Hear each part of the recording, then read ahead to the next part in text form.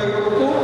ನೀವು ನಿಮ್ಮ ಸ್ವಂತ ಅನುಭವದಿಂದ ಅಥವಾ ನಿಮ್ಮ ಒಂದು ಆಸುಪಾಸಿನಾಗ ನೋಡಿದ್ದನ್ನ ನೀವು ಒಂದು ನಿಮ್ಮ 10% ಬೀಜದ ಮೇಲೆ ಖರ್ಚು ಮಾಡ್ತೀರಲ್ಲ, ಅದರದ್ದು 90% ನಿಮ್ಮ ಇನ್ವೆಸ್ಟ್ಮೆಂಟ್ ಏನಿರ್ತದೆ, 90% ಮಾತ್ರ ಮೇಲೆ ಏನು ಇನ್ವೆಸ್ಟ್ ಮಾಡ್ತಿರಲ್ಲ ಅದ್ರದ್ದು ಲಾಭದಾಯಕವಾಗಿ ಬರ್ತದೆ ಅನ್ನೋದು.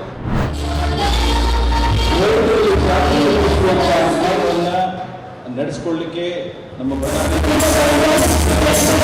ಜಿಲ್ಲಾ ವಾಣಿಜ್ಯ ಮತ್ತು ಕೈಗಾರಿಕಾ ಸಂಸ್ಥೆಯ ಅಧ್ಯಕ್ಷರಾದಂತಹ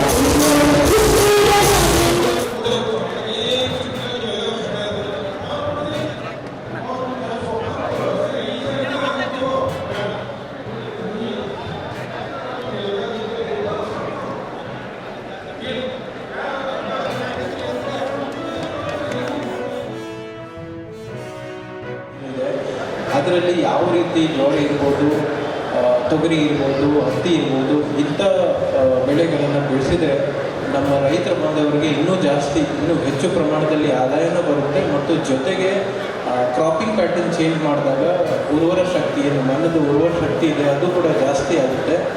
ಒಂದೇ ರೀತಿ ಪ್ರತಿ ವರ್ಷ ಒಂದೇ ರೀತಿ ಕ್ರಾಪನ್ನು ಬೆಳೆಸಿದರೆ ವರ್ಷಗಟ್ಟಲೆ ಅದೇ ಒಂದೇ ಕ್ರಾಪ್ ಹೋಗ್ತಾ ಇದ್ದರೆ ಆ ಮಣ್ಣದ ಉರ್ವರ ಶಕ್ತಿ ಕಡಿಮೆ ಆಗುತ್ತೆ. ಅದನ್ನು ಸರಿಪಡಿಸಲಿಕ್ಕೆ ಇದು ಒಂದು ರೀತಿ ಸೈಂಟಿಫಿಕ್ ಆ್ಯಕ್ಷನ್ ಅಂತ ಹೇಳ್ಬೋದು.